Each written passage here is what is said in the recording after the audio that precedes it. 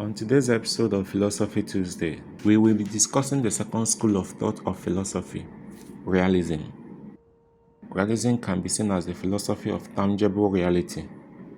Realism is a philosophical stance which asserts that reality, or at least a significant part of it, exists independently of our minds, beliefs, or perceptions. This view contends that the physical world we perceive through our senses is not a mere illusion or a mental construct, but something objective and knowable. The foundations of realism are often tracked back to the ancient Greek philosopher Aristotle, unlike his teacher Plato, who argued that forms or ideas were more real than physical objects. On our last episode of Philosophical Tuesday, we talked about idealism, which was basically a philosophy by Plato. Aristotle believed that reality could be observed and understood by studying the material world itself. The central idea of realism can be summarized in the following points: objective realism, knowability, correspondence theory to truth. Objective realism. This is an objective reality of objects, facts, and states of affairs that remain the same regardless of whether a conscious mind is observing them. A tree falling in an empty forest still makes a sound and still falls even if no one is there to witness it. Knowability.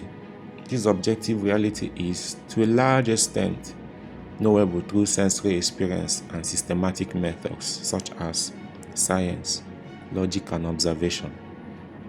Correspondence theory to truth. Realists adhere to the idea that a statement is true if it corresponds to the facts of this external reality.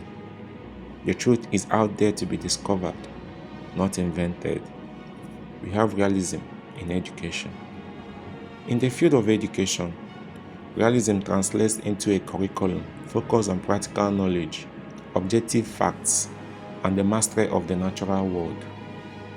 Education's purpose is to equip students with the skills to understand reality as it is. The key characteristics of a realist approach to education include subject-centered curriculum, scientific method, and the teacher as authority. Subject-centered curriculum. Emphasis is placed on core subjects like mathematics, science, history, and literature, which are believed to contain the most essential and enduring knowledge of reality. The scientific method. Scientists are encouraged to use observation, evidence gathering, and critical thinking to understand their world. Teacher as authority. The teacher acts as an expert who imparts objective knowledge to the students. Varieties of realism.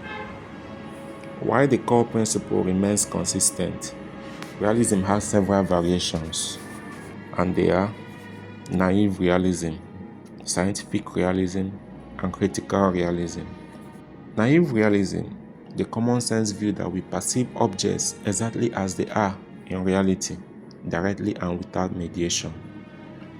Scientific realism, a more sophisticated view, common among scientists, holding the entities and theories described by a mature science, like atoms and electrons, approximate actual reality even if we cannot observe them directly.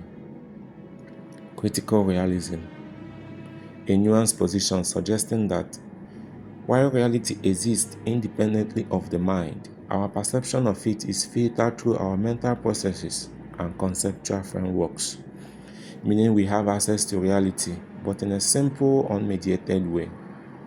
In essence, realism provides a philosophical grounding for empirical science and common sense, insisting that there is a stable, reliable world outside our heads that we can observe, analyze, and learn from. Thank you for staying tuned. Catch you on the next Philosophical Tuesday episode.